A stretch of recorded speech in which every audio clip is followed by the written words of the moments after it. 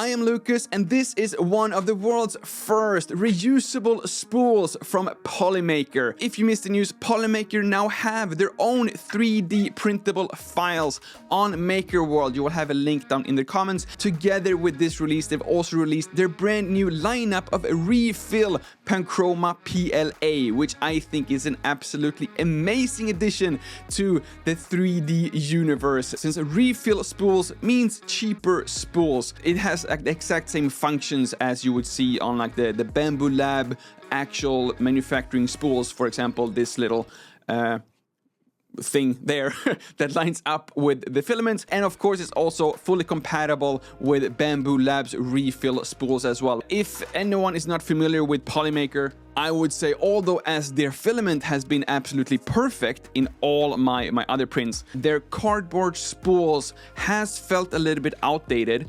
I have never had an actual problem with these spools other than when they have been damaged during transport, and I've had to print out these Polymaker spool holder corners, if you now can have corners around the spool. But what I absolutely love about this specific Polymaker design is that it has these little removable filament sticker holders. I don't know what we actually call these, which means that you could just like customize this in whatever color you see fit, but of course also print this part out specifically for your new filament. And I can definitely see these little pieces being the new standard for these like filament testing swatches that we have all received from Bamboo Lab printers, for example. This is gonna be the next big slash tiny thing.